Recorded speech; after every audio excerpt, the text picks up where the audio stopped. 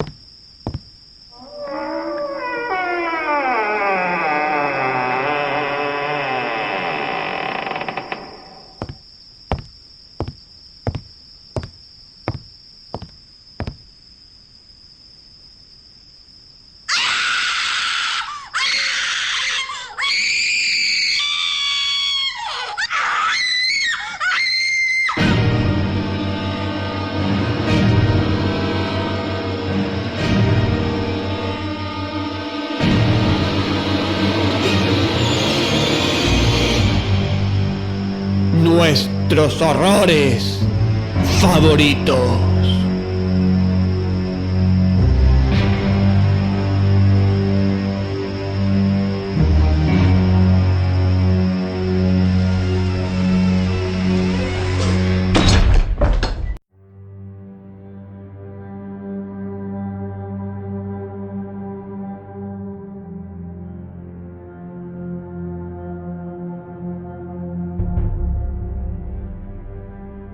Rompen las olas neblinosas a lo largo de la costa. Los soles gemelos se hunden tras el lago. Se prolongan las sombras en Carcosa. Extraña es la noche en que surgen estrellas negras y extrañas lunas giran por los cielos. Pero más extraña todavía es la perdida Carcosa.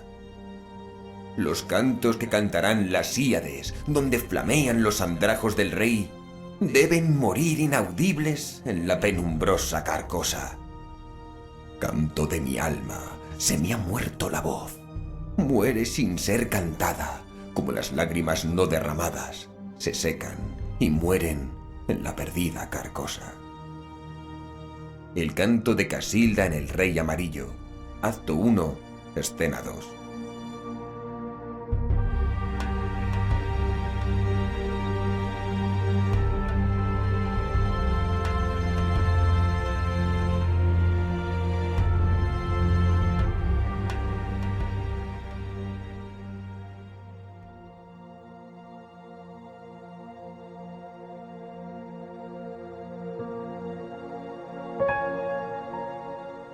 Hay tantas cosas imposibles de explicar.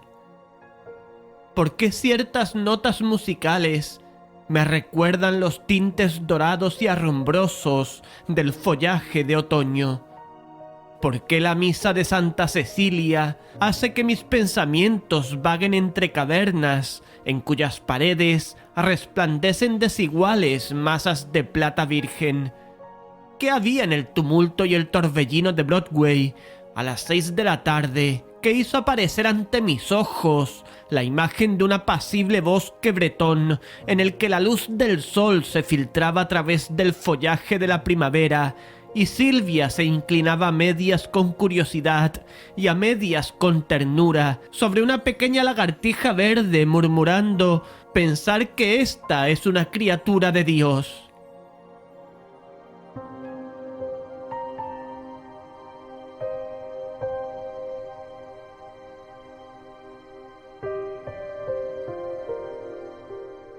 La primera vez que vi al sereno, estaba de espaldas a mí.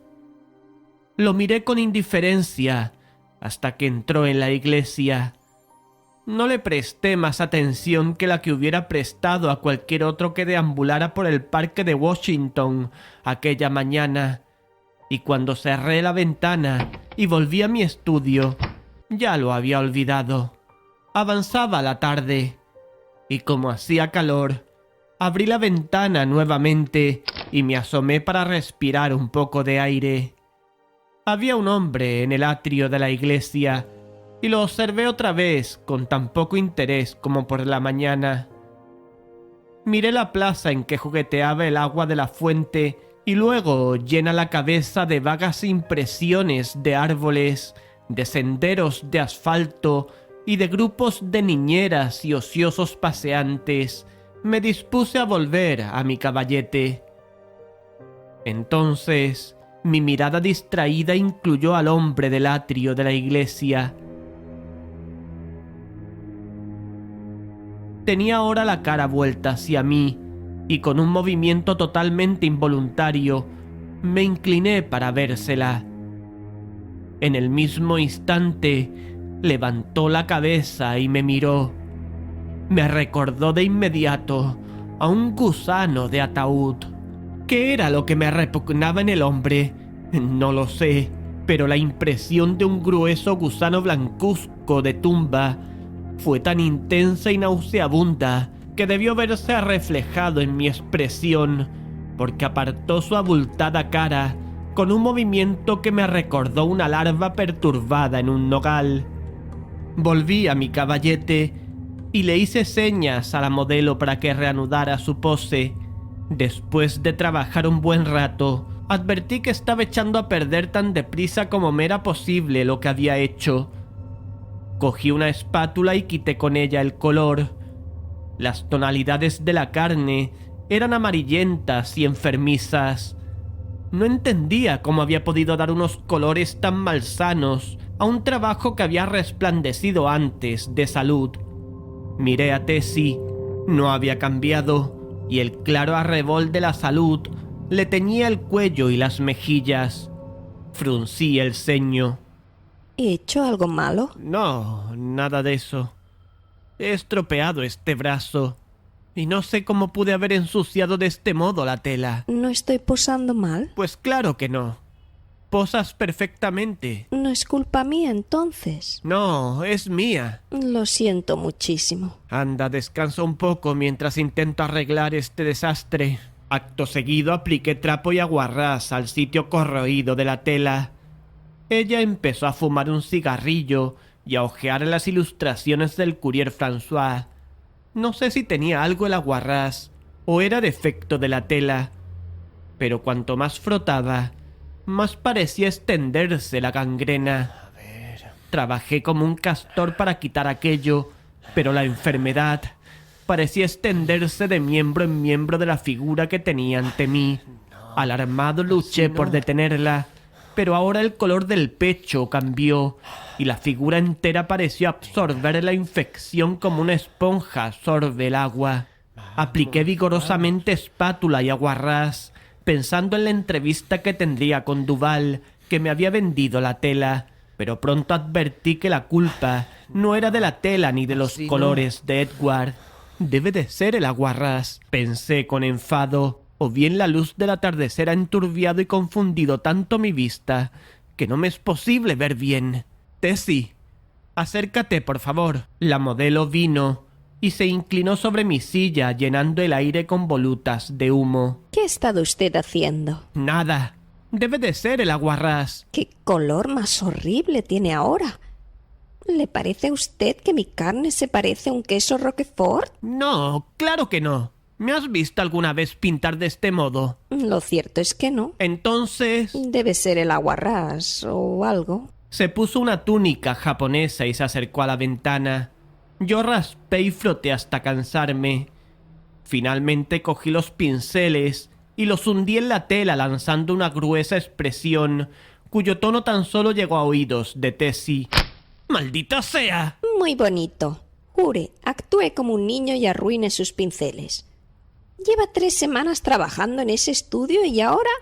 Mire, ¿de qué sirve desgarrar la tela? ¿Qué criaturas son los artistas? Me sentí tan avergonzado como de costumbre, después de un exabrupto semejante, y volví contra la pared la tela arruinada. Tessie me ayudó a limpiar los pinceles, y luego marchó bailando a vestirse. Desde detrás del biombo me regaló consejos sobre la pérdida parcial o total de la paciencia, hasta que, creyendo quizá que ya me había atormentado lo bastante, salió a suplicarme que le abrochara el vestido por la espalda, donde ella no alcanzaba. Todo ha salido mal desde el momento en que volvió de la ventana y me habló del horrible hombre que vio en el atrio de la iglesia. Sí, probablemente embrujó el cuadro. Miré el reloj. Son más de las 6. Lo sé. Dijo Tessie arreglándose el sombrero ante el espejo. Sí, así es. No fue mi intención retenerte tanto tiempo. Me asomé por la ventana, pero retrocedí con disgusto. El joven de la cara pastosa estaba todavía en el atrio. Tessie vio mi ademán de desaprobación y se asomó. ¿Ese es el hombre que le disgusta? Asentí con la cabeza. No puedo verle la cara, pero parece gordo y blando. De todas maneras me recuerda un sueño. Continuó y se volvió hacia mí. Un sueño espantoso que tuve una vez. Pero... ¿fue un sueño en realidad? ¿Cómo puedo yo saberlo? Dije con una sonrisa. Tessie me sonrió a su vez. Usted figuraba en él, de modo que quizás sepa algo. Tessie, no te atrevas a halagarme diciendo que sueñas conmigo. Pues lo hice. ¿Quiere que se lo cuente? Adelante, le contesté encendiendo un cigarrillo. Tessie se apoyó en el antepecho de la ventana abierta y empezó muy seriamente. Fue una noche del invierno pasado. Estaba yo acostada en la cama sin pensar en nada en particular. Había estado posando para usted y me sentía agotada. No obstante, me era imposible dormir. Oí las campanadas de la ciudad dar las 10, las 11 y la medianoche. Debo haberme quedado dormida aproximadamente alrededor de las 12, porque no recuerdo haber escuchado más campanadas. Me parece que apenas había cerrado los ojos cuando soñé que algo me impulsaba a ir a la ventana. Me levanté abriendo el postigo. Me asomé. La calle 25 estaba desierta hasta donde alcanzaba mi vista. Empecé a sentir miedo. Todo afuera parecía tan negro e inquietante. Entonces oí un ruido lejano de ruedas a la distancia y me pareció como si aquello que se acercaba era lo que debía esperar. Las ruedas se aproximaban muy lentamente y por fin pude distinguir un vehículo que avanzaba por la calle. Se acercaba cada vez más y cuando pasó bajo mi ventana me di cuenta que era una carroza fúnebre. Entonces, cuando me eché a temblar de miedo, el cochero se volvió y me miró. Cuando desperté estaba de pie frente a la ventana abierta estremecida de frío, pero la carroza empenachada de negro y su cochero habían desaparecido. Volví a tener ese mismo sueño el pasado mes de marzo y otra vez desperté junto a la ventana abierta. Anoche tuve el mismo sueño. Recordará cómo llovía. Cuando desperté junto a la ventana abierta, tenía el camisón empapado. Pero, ¿qué relación tengo yo con el sueño? Usted estaba en el ataúd, pero no estaba muerto. ¿En el ataúd? Sí. ¿Cómo lo sabes?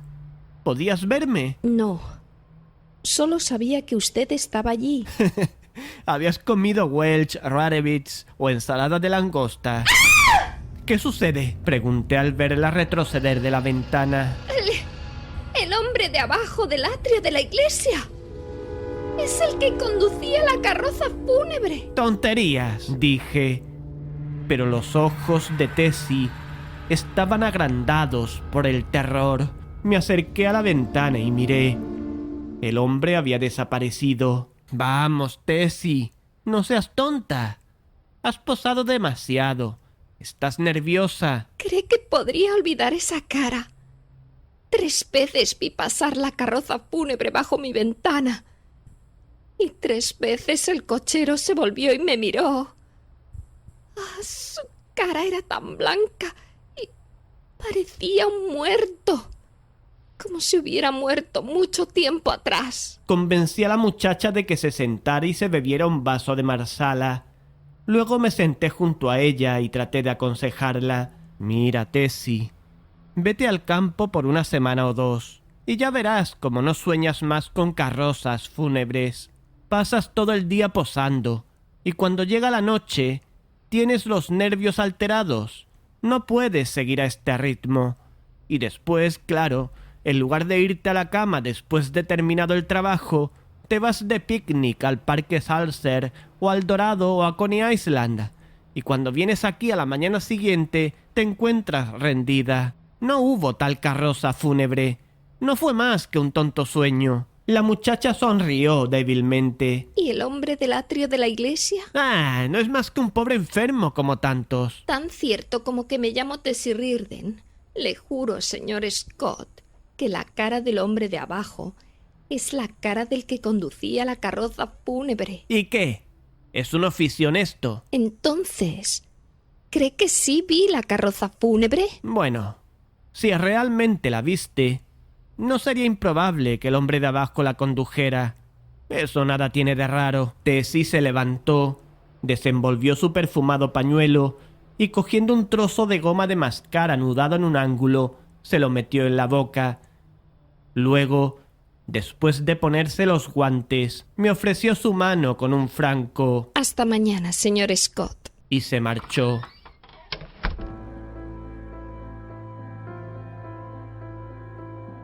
A la mañana siguiente, Thomas, el Botones, me trajo el Gerald y una noticia. La iglesia de al lado había sido vendida.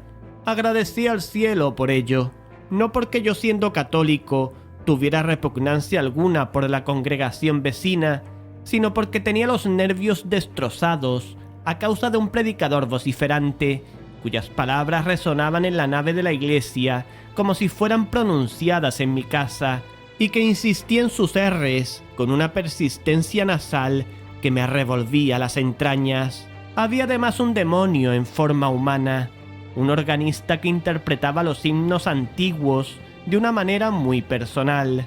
Yo clamaba por la sangre de un ser capaz de tocar la dosología con una modificación de tonos menores, solo perdonable en un cuarteto de principiantes.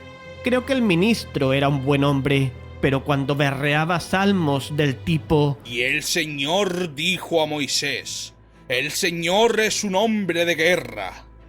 El Señor es un hombre. Arderá mi ira y yo te mataré con la espada». me preguntaba cuántos siglos de purgatorio serían necesarios para expiar semejante pecado.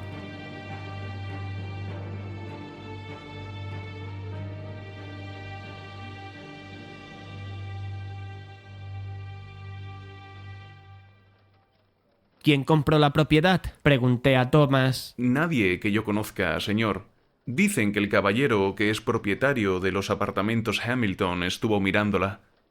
Quizás esté por construir más estudios. Me acerqué a la ventana. El joven de la cara enfermiza estaba junto al portal del atrio.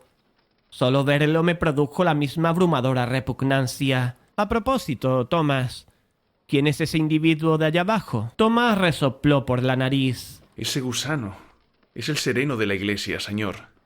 Me exaspera verlo toda la noche en la escalinata, mirándolo a uno con aire insultante. Una vez le di un puñetazo en la cabeza, señor. Con su perdón, señor. Adelante, Thomas. Una noche en la que volví a casa con Harry, el otro chico inglés, lo vi sentado allí en la escalinata. Molly y Jen, las dos chicas del servicio, estaban con nosotros, señor. Y él nos miró de manera tan insultante que fui y le dije: «¿Qué estás mirando, babosa hinchada?». Con su perdón, señor, pero eso fue lo que le dije. Él no contestó y le dije: «Ven y verás cómo te aplasto esa cabeza de pudding». Entonces abrí el portal y entré, pero él no decía nada y seguía mirándome de ese modo insultante. Entonces le di un puñetazo, pero ¡ah!, tenía la cara tan fría y untosa que daba asco tocarla. ¿Qué hizo él entonces? Él, nada. ¿Y tú, Thomas? El joven se ruborizó turbado y sonrió con incomodidad. Señor Scott, yo no soy ningún cobarde. Y no puedo explicarme por qué eché a correr. Estuve en el quinto de lanceros, señor. Fui corneta en Tel al-Kabir y me han disparado a menudo. ¿Quieres decir que huiste? Sí, señor. Eso hice. ¿Por qué? Eso es lo que yo quisiera saber, señor. Agarré a Molly del brazo y eché a correr, y los demás estaban tan asustados como yo. ¿Pero de qué tenían miedo? Thomas rehusó contestar de momento, pero el repulsivo joven de abajo había despertado tanto mi curiosidad que insistí. 3 años de estadía en América no solo habían modificado el dialecto cockney de Thomas, sino que le habían inculcado el temor americano al ridículo. No va usted a creerme, señor Scott. Sí, te creeré. No va a reírse de mí, señor. Tonterías, vaciló. Bien, señor. Tan verdad como que hay Dios que le golpeé. Él me agarró de las muñecas, y cuando le retorcí uno de los puños blandos y untosos, me quedé con uno de sus dedos en la mano. Toda la repugnancia y el horror que había en la cara de Thomas debieron de haberse reflejado en la mía, porque agregó: Fue espantoso. Ahora cuando lo veo, me alejo. Me pone enfermo. Cuando Thomas se hubo marchado, me acerqué a la ventana. El hombre estaba junto al enrejado de la iglesia, con las manos en el portal, pero retrocedí con prisa a mi caballete. Descompuesto y horrorizado, le faltaba el dedo medio de la mano derecha. A las 9 apareció Tessie y desapareció tras el biombo con un alegre: Buenos días, señor Scott. Cuando reapareció y adoptó su pose sobre la tarima, empecé para su deleite una tela nueva. Mientras trabajé en el dibujo, permaneció en silencio, pero no bien cesó el rasguido de la carbonilla y cogí el fijador. Comenzó a charlar. Pasamos un momento tan agradable anoche. Fuimos a Tony Pastor's. ¿Quién es? Oh, Maggie. Ya sabe usted, la modelo del señor White y Rosie McCormick. La llamamos Rosie porque tiene esos hermosos cabellos rojos que tanto gustan a los artistas. Y Lizzie Burke. Rocié la tela con el fijador y dije: bien, continúa. Vimos a Kelly y a Baby Barnes, la bailarina, y a todo el resto. Hice una conquista. Entonces me has traicionado, Tessie.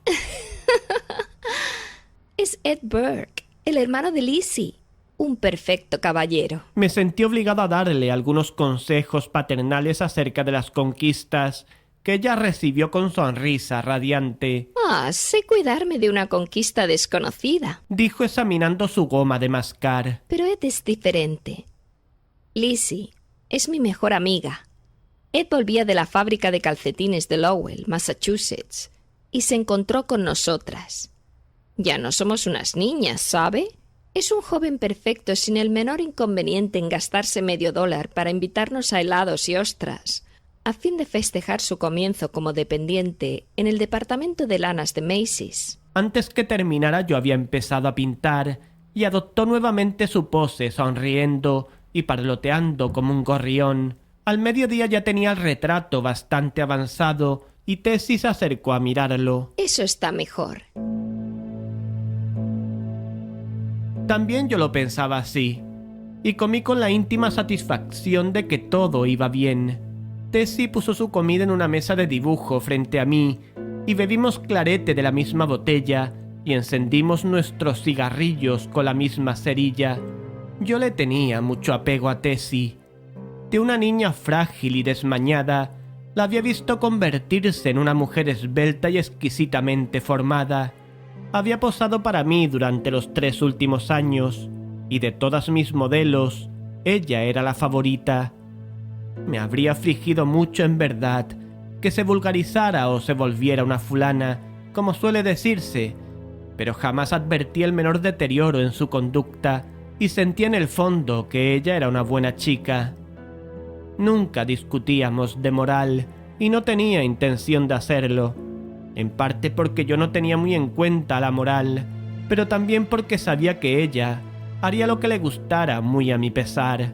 No obstante, esperaba de todo corazón que no se viera envuelta en dificultades, porque deseaba su bien, y también por el egoísta motivo de no perder a la mejor de mis modelos.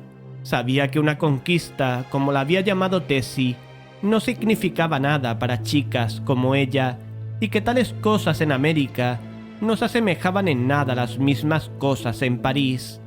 No obstante, yo había vivido con los ojos bien abiertos y sabía que alguien se llevaría algún día a Tessie de un modo u otro, y aunque por mi parte consideraba que el matrimonio era un disparate, esperaba sinceramente que en este caso habría un sacerdote al final de la aventura. Soy católico. Cuando oigo misa solemne, Cuando me persigno, siento que todo, con inclusión de mí mismo, se encuentra más animado, y cuando me confieso me siento bien. Un hombre que vive tan solo como yo debe confesarse con alguien. Claro que Silvia era católica y ese era motivo suficiente para mí, pero estaba hablando de Tessie, lo que es muy diferente. Tessie también era católica y mucho más devota que yo, de modo que teniendo todo esto en cuenta, no había mucho que temer por mi bonita modelo mientras no se enamorase.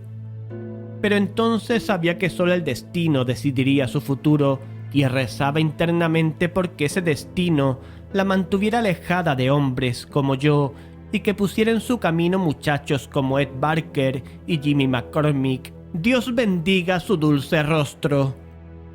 Tessie estaba sentada lanzando anillos de humo que ascendían al cielo raso y haciendo tintinear el hielo en su vaso. ¿Sabes, chavala, que también yo tuve un sueño anoche? La observé. A veces la llamaba la chavala. No habrá sido ese hombre. Exacto. Un sueño parecido al tuyo, solo que mucho peor. Fue tonto e irreflexivo de mi parte decirlo, pero ya se sabe el poco tacto que tienen los pintores por lo general. Debo de haberme quedado dormido poco más o menos a las 10, y al cabo de un rato soñé que me despertaba. Tan claramente oí las campanas de la medianoche, el viento en las ramas de los árboles y la sirena de los vapores en la bahía, que incluso ahora me es difícil creer que no estaba despierto. Me parecía yacer en una caja con cubierta de cristal.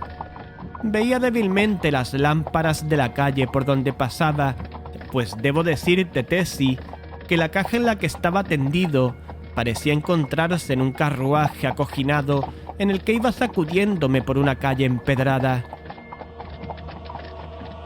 Al cabo de un momento me impacienté e intenté moverme, pero la caja era demasiado estrecha. Tenía las manos cruzadas en el pecho, de modo que no me era posible levantarlas para aliviarme. Escuché y luego intenté llamar. Había perdido la voz. Podía oír los cascos de los caballos uncidos al coche e incluso la respiración del conductor. Entonces otro ruido irrumpió en mis oídos, como el abrir de una ventana. Me las compuse para ladear la cabeza un tanto y descubrí que podía ver, no solo a través del cristal que cubría la caja, sino también a través de los paneles de cristal a los lados del carruaje. Vi casas vacías y silenciosas, sin vida ni luz en ninguna de ellas, excepto en una. En esa casa había una ventana abierta en el primer piso, y una figura toda de blanco miraba la calle. Eras tú.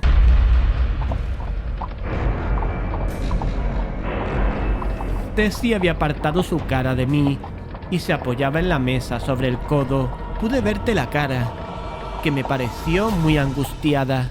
Luego seguimos viaje y doblamos por una estrecha y negra calleja. De pronto los caballos se detuvieron. Esperé y esperé, cerrando los ojos con miedo e impaciencia, pero todo estaba silencioso como una tumba. Al cabo de lo que me parecieron horas, empecé a sentirme incómodo. La sensación de que algo se acercaba hizo que abriera los ojos. Entonces vi la cara del cochero de la carroza fúnebre que me miraba a través de la cubierta del ataúd. Un sollozo de Tessie me interrumpió. Estaba temblando como una hoja. Vi que me había comportado como un asno e intenté reparar el daño. Vaya, Tess, solo te lo conté para mostrarte la influencia de tu historia en los sueños de los demás. No pensarás de verdad que estoy tendido en un ataúd, ¿no es cierto? ¿Por qué estás temblando? ¿No te das cuenta de que tu sueño y la irrazonable repugnancia que me produce ese inofensivo sereno de la iglesia pusieron sencillamente en marcha mi cerebro? No bien me quedé dormido. puso la cabeza entre sus brazos y sollozó como si fuera a rompérsele el corazón. Me había portado como un imbécil, pero estaba por superar mi propio récord. Me acerqué y la rodeé con el brazo. Tessie, querida, perdóname.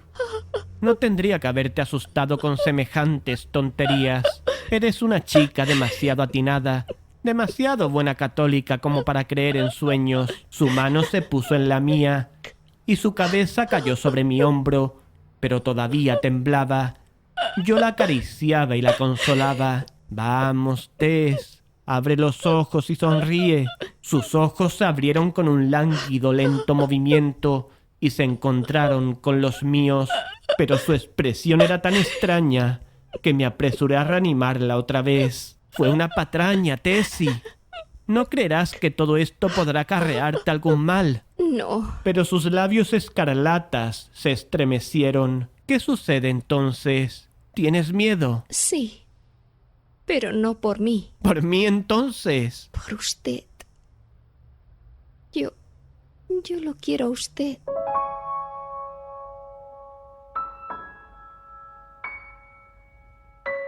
En un principio me eché a reír, pero cuando comprendí lo que decía, un estremecimiento me atravesó el cuerpo y me quedé sentado como de piedra. Esta era la culminación de las tonterías que llevaba cometidas. En el momento que transcurrió entre su réplica y mi contestación, pensé en 1000 respuestas a esa inocente confesión. Podía desecharla con una sonrisa. Podía hacerme el desentendido y decirle que me encontraba muy bien de salud. Podía manifestarle con sencillez que era imposible que ella me amase, pero mi reacción fue más veloz que mis pensamientos, y cuando quise darme cuenta ya era demasiado tarde, porque la había besado en la boca. Aquella noche fui a dar mi paseo habitual por el parque de Washington, pensando en los acontecimientos del día. Me había comprometido a fondo. No podía echarme atrás ahora, y miré de frente a mi futuro. Yo no era bueno, ni siquiera escrupuloso, pero no tenía intención de engañarme a mí mismo o a Tessie. La única pasión de mi vida yacía sepultada en los soleados bosques de Bretaña. ¿Estaba sepultada para siempre? La esperanza clamaba: ¡no! Durante 3 años había esperado el ruido de unos pasos en mi umbral. Sylvia se había olvidado. ¡No!, clamaba la esperanza. Dije que no era bueno. Eso es verdad. Pero con todo no era exactamente el villano de la ópera cómica. Había llevado una vida fácil y atolondrada, recibiendo de buen grado el placer que se me ofrecía, deplorando, a veces lamentando con amargura las consecuencias. Solo una cosa, con excepción de mi pintura, tomaba en serio, y aquello yacía ocultado, si no perdido, en los bosques bretones. Era demasiado tarde ahora para lamentar lo ocurrido en el día. Tanto si fue lástima, como si fue la súbita ternura que produce el dolor, o el más brutal instinto de la voluntad satisfecha, daba igual ahora, y a no ser que deseara dañar a un corazón inocente, tenía la senda trazada ante mí. El fuego y la intensidad, la profundidad de la pasión de un amor que ni siquiera había sospechado, a pesar de la experiencia que creía tener del mundo, no me dejaban otra alternativa que corresponderle o apartarla de mi lado. No sé si me acordaba del producir dolor en los demás, o si hay algo en mí del lóbrego puritano, pero lo cierto es que me repugnaba negar la responsabilidad por ese irreflexible beso, y de hecho no tuve tiempo de hacerlo antes de que se abriesen las puertas de su corazón y la marejada se expandiera. Otros que habitualmente cumplen con su deber y encuentran una sombría satisfacción en hacer de sí mismos y de los demás unos desdichados, quizá habrían resistido. Yo no me atreví. Después de amainada la tormenta, le dije que más le habría valido amar a Ed Burke y llevar un sencillo anillo de oro, pero no quiso escucharme siquiera. y pensé que mientras hubiera decidido amar a alguien con quien no podía casarse, era preferible que fuera yo. Yo al menos podría tratarla con inteligente afecto, y cuando ella se cansara de su pasión, no saldría de ella mal parada, porque yo estaba decidido en cuanto a eso, aunque sabía lo difícil que resultaría. Recordaba el final habitual de las relaciones platónicas y cuánto me disgustaba oír de ellas. Sabía que iniciaba una gran empresa para alguien tan falto de escrúpulos como yo, y temía el futuro, pero ni por un momento dudé de que ella estaría segura conmigo. Si se hubiera tratado de cualquier otra, no me habría dejado atormentar por escrúpulos, pero ni se me ocurría la posibilidad de sacrificar a Tessie, como lo habría hecho con una mujer de mundo. Miraba el porvenir directamente a la cara y veía los varios probables finales del asunto. Terminaría ella por cansarse de mí, o llegaría a ser tan desdichada que tendría que desposarla o abandonarla. Si nos casábamos, seríamos desdichados. Yo con una mujer inapropiada para mí, ella con un marido inapropiado para cualquier mujer, porque mi vida pasada no me calificaba para el matrimonio. Si la abandonaba, quizá caería enferma, pero se recuperaría y acabaría casándose con algún Ed Burke, pero precipitado deliberadamente, podía cometer una tontería. Por otra parte, si se cansaba de mí, toda su vida se desplegaría ante ella con maravillosas visiones de Eddie Burke, anillos de boda, gemelos, pisos en Harlem y el cielo sabe qué más. Mientras me paseaba entre los árboles vecinos al arco de Washington, decidí que de cualquier modo ella encontraría un sólido amigo en mí y que el futuro se cuidaría de sí mismo. Luego entré en la casa y me puse el traje de noche, porque la nota ligeramente perfumada que había sobre mi tocador decía: «Tenga un coche pronto a la entrada de los artistas a las 11», y estaba firmada por Edith Carmichael, Teatro Metropolitan, 19 de junio. Esa noche cené, o más bien cenamos la señorita Carmichael y yo, en el Solari, y el alba empezaba a dorar la cruz de la iglesia Memorial cuando entré en el parque de Washington, después de haber dejado a Edith en Brunswick. No había un alma en el parque cuando pasé entre los árboles y cogí el sendero que va de la estatua de Garibaldi al edificio de los apartamentos Hamilton, pero al pasar junto al atrio de la iglesia vi una figura sentada en la escalinata de piedra. A pesar mío, me estremecí al ver la hinchada cara blancuzca y apresuré el paso. Entonces dijo algo que pudo haberme estado dirigido, o quizás solo estuviera musitando para sí, pero que semejante individuo se dirigiera a mí me puso súbitamente furioso. Por un instante me dieron ganas de girar sobre los talones y aplastarle la cabeza con el bastón, pero seguí andando. Entré en el Hamilton y fui a mi apartamento. Por algún tiempo di vueltas en la cama intentando librarme de su voz, pero no me fue posible. Ese murmullo me llenaba la cabeza como el denso humo aceitoso de una cuba donde se cuece grasa, o la nociva fetidez de la podredumbre, y mientras me revolvía en mi lecho, la voz en mis oídos parecía más clara y distante, y empecé a entender las palabras que había murmurado. Me llegaban lentamente, como si las hubiera olvidado, y por fin pudiera comprender su sentido. ¡No! Había articulado: Has encontrado el signo amarillo. Has encontrado el signo amarillo. Has encontrado el signo amarillo. Has encontrado el signo amarillo. Estaba furioso. ¿Qué había querido decir con eso? ¡Maldito seas, gusano repugnante! Cambié de postura y me quedé dormido, pero cuando más tarde desperté, estaba pálido y ojeroso, porque había vuelto a soñar lo mismo de la noche pasada y me turbaba más de lo que quería confesarme. Me vestí y bajé al estudio. Tessie estaba sentada junto a la ventana.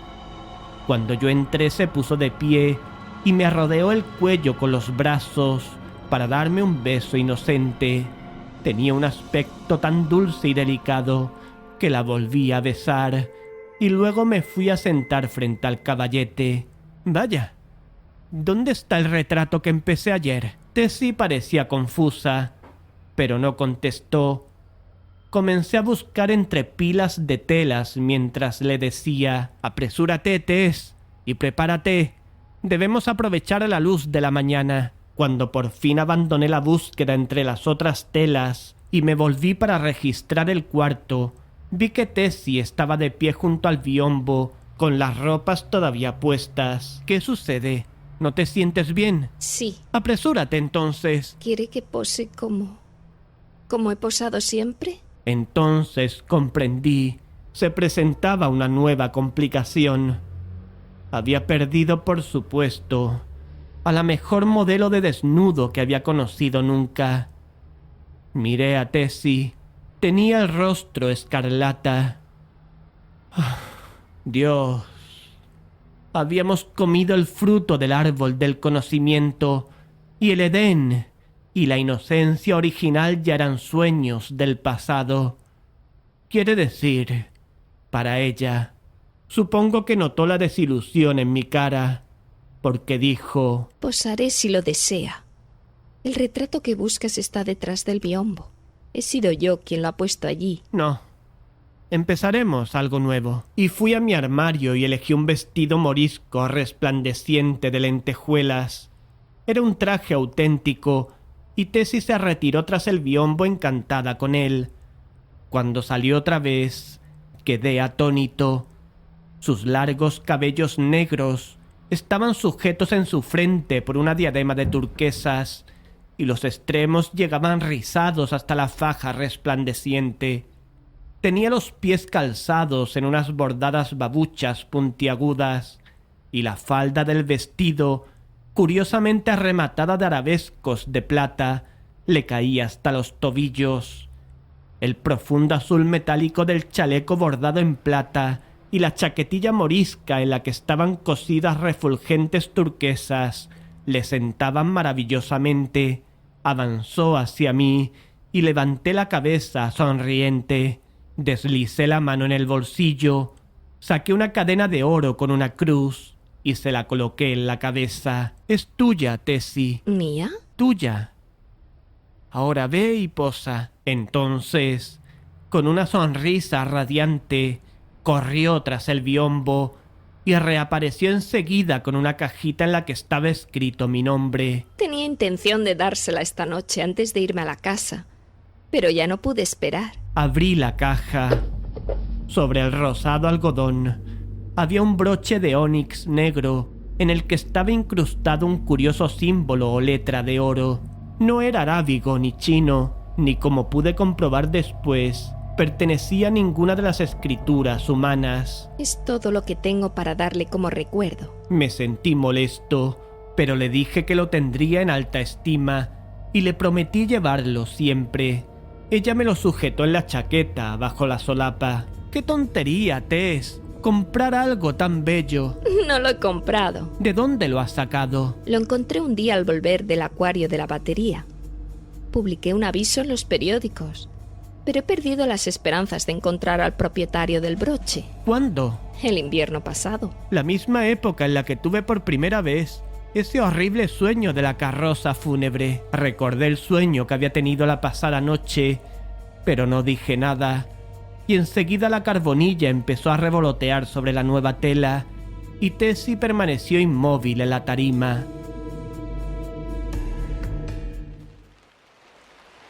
El día siguiente fue desastroso para mí. Mientras trasladaba una tela enmarcada de un caballete a otro, mis pies resbalaron en el suelo encerado y caí pesadamente sobre ambas muñecas. Tan grave fue la luxación sufrida que resultó inútil intentar sostener el pincel. Examiné dibujos y esbozos inacabados, hasta que ya desesperado me senté a fumar y a girar los pulgares con fastidio. La lluvia que azotaba los cristales y tamborileaba sobre el techo de la iglesia, me produjo un ataque de nervios con su interminable repiqueteo. Tessie cosía sentada junto a la ventana y de vez en cuando levantaba la cabeza y me miraba con una compasión tan inocente que empecé a avergonzarme de mi irritación y miré a mi alrededor en busca de algo en que ocuparme. Había leído todos los periódicos y todos los libros de la biblioteca, pero por hacer algo me dirigí a la librería y la abrí con el codo. Conocía cada volumen por el color y los examiné todos pasando lentamente junto a la librería y silbando para animarme el espíritu. Estaba por girarme para ir al comedor cuando me sorprendió un libro encuadernado en amarillo en un rincón de la repisa más alta de la última biblioteca. No lo recordaba, y desde el suelo no alzaba a descifrar las pálidas letras sobre el lomo, de modo que fui a la sala de fumar y llamé a Tessie. Ella vino del estudio y se encaramó para alcanzar el libro. ¿Qué es? El Rey de Amarillo.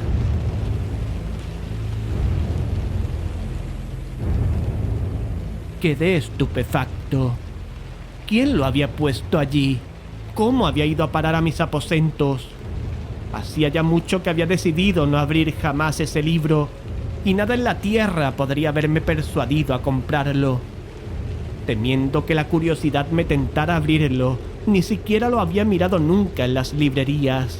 Si alguna vez experimenté la curiosidad de leerlo, la espantosa tragedia del joven Castaigne, a quien yo había conocido, me disuadió de enfrentarme con sus malignas páginas.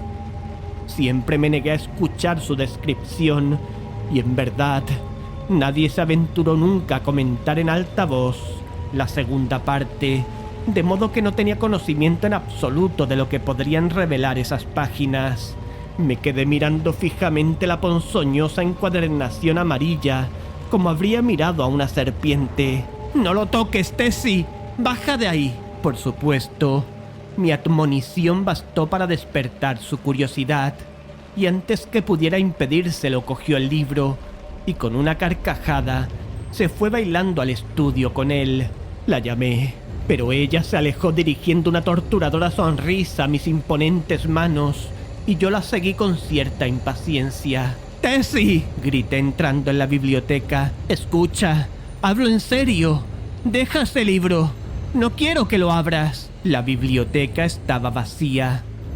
Fui a ambas salas, luego los dormitorios, a la lavandería, la cocina y finalmente volví a la biblioteca, donde inició un registro sistemático. Se había acurrucado, pálida y silenciosa, junto a la ventana reticulada del cuarto del almacenaje de arriba. A primera vista me di cuenta que su necedad había sido castigada. El Rey Amarillo estaba a sus pies, pero el libro estaba abierto en la segunda parte. Miré a Tessie y vi que era demasiado tarde. Había abierto el Rey Amarillo. Entonces la tomé de la mano y la conduje al estudio. Parecía obnubilada, y cuando le dije que se tendiera en el sofá, me obedeció sin decir palabra. Al cabo de un rato, sus ojos se cerraron y la respiración se le hizo irregular y profunda, pero no me fue posible descubrir si dormía o no. Durante largo rato me quedé sentado en silencio junto a ella. En el cuarto de almacenaje jamás frecuentado, cogí el libro amarillo con la mano menos herida.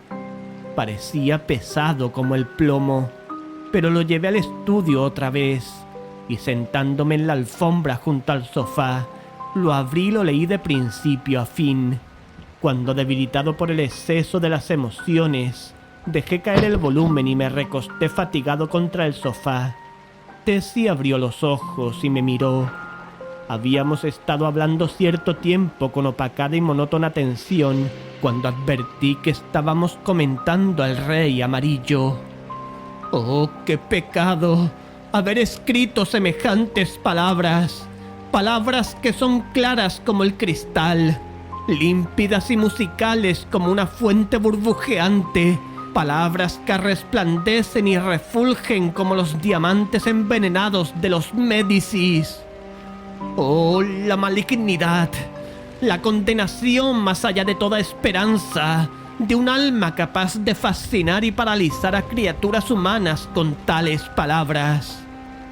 Palabras que comprenden el ignorante y el sabio por igual.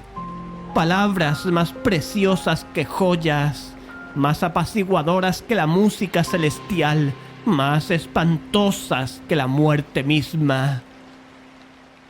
Seguimos hablando sin prestar atención a las sombras que se espesaban, y ella me estaba rogando que me deshiciera del broche de ónix negro en que estaba curiosamente incrustado.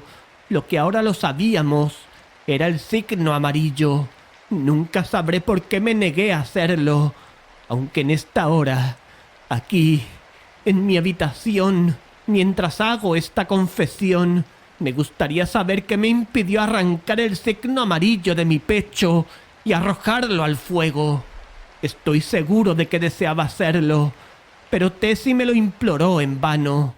Cayó la noche y transcurrieron las horas, pero aún seguíamos hablando quedo del rey y la máscara pálida, y la medianoche sonó en los capiteles brumosos de la ciudad hundida en la niebla. Hablamos de Hastur y Casilda, mientras afuera la niebla rozaba los ciegos paneles de las ventanas, como el oleaje de las nubes avanzaba y se rompía sobre las costas de Ali. La casa estaba ahora callada, y ni el menor sonido de las calles brumosas quebrantaba el silencio. Tessie yacía entre cojines. Su rostro era una mancha gris en la penumbra, pero tenía sus manos apretadas en las mías, y yo sabía que ella sabía, y que leía mis pensamientos como yo los suyos, porque habíamos comprendido el misterio de las hadas, y ante nosotros alzaba el fantasma de la verdad. Entonces, mientras nos respondíamos en uno al otro velozmente en silencio, pensamiento tras pensamiento, las sombras se agitaron en la penumbra que nos rodeaba, y a lo lejos en las calles distantes oímos un sonido. Cada vez más cerca se escuchó el lóbrego crujido de ruedas, cada vez más cerca todavía, y ahora cesó afuera, ante la puerta. Me arrastré hasta la ventana y vi una carroza fúnebre empenachada de negro. El portal abajo se abrió y se volvió a cerrar.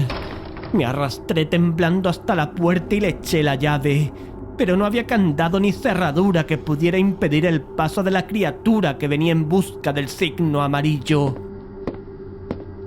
Y ahora la oí avanzar muy lentamente por el vestíbulo, y ahora estaba a la puerta, y los candados se pudrieron a su tacto.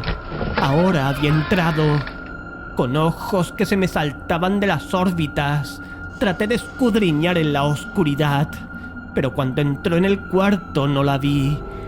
Solo cuando la sentí envolverme en su frío abrazo blando, grité y luché con furia mortal, pero tenía las manos inutilizadas y me arrancó el broche de ónix de la chaqueta y me golpeó en plena cara. Entonces al caer oí el grito leve de Tessie y su espíritu voló al encuentro de Dios.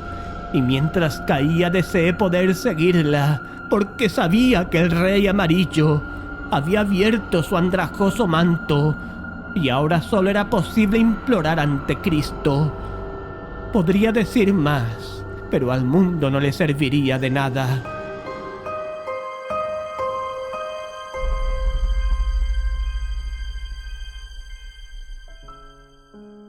En cuanto a mí, estoy más allá de toda ayuda o esperanza humanas. Mientras yazgo aquí, confesando, sin preocuparme de si moriré o no, antes de terminar, veo al doctor que recoge sus polvos y frascos con un vago ademán dirigido al buen cura que tengo junto a mí. Entonces comprendo. Sentirán curiosidad por conocer los detalles de la tragedia, Esos del mundo exterior que escriben libros e imprimen millones de periódicos. Pero no confesaré ya más, y el Padre Confesor sellará mis últimas palabras con el sello sagrado cuando su santo oficio haya sido cumplido. Los del mundo exterior podrán enviar a sus vástagos a hogares desdichados o casas visitadas por la muerte, y sus periódicos se cebarán en la sangre y las lágrimas. Pero en mi caso sus espías tendrán que detenerse ante el confesionario. Saben que Tessie ha muerto y que yo agonizo. Saben que la gente de la casa, alarmada por un grito infernal, se precipitó a mi cuarto y encontró a un vivo y 2 muertos. Pero no saben lo que voy a decir ahora. No saben que el médico dijo señalando un horrible bulto descompuesto que yacía en el suelo. El lívido cadáver del sereno de la iglesia. No tengo teoría alguna, ninguna explicación. Este hombre debe de haber muerto hace meses.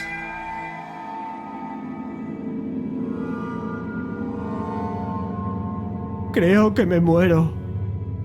Desearía que el cura...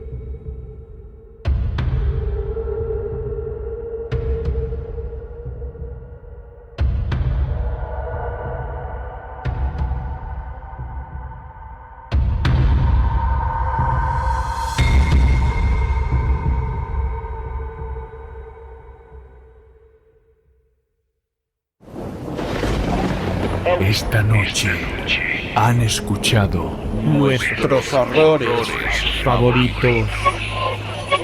Hoy con el relato El signo amarillo. Por Robert Williams Chambers. Con Jordi Armisen como criatura del atrio de la iglesia.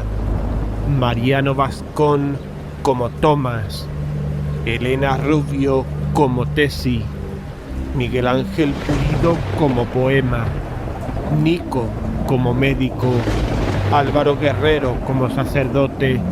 Y Antonio Reverte Lucena como Scott. edición y masterización Antonio Reverte Lucena.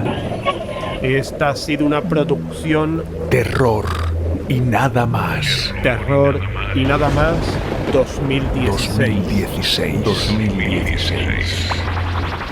Si disfrutas con nuestras producciones y quieres formar parte de nuestra comunidad de hordas del horror y acceder a contenidos exclusivos, síguenos ahora en Facebook y Twitter. Terror y nada más.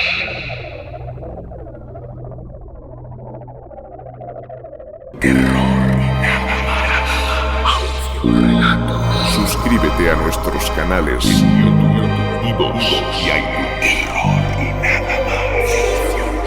Y Síguenos en Facebook y Twitter para temblar con contenidos exclusivos. Terror y nada más 2016. Terror y nada más es un proyecto libre sin ánimo de lucro que pretende promover la cultura del terror y la ciencia ficción mediante la adaptación en formato radioteatro o audiolibro de diversas obras del género.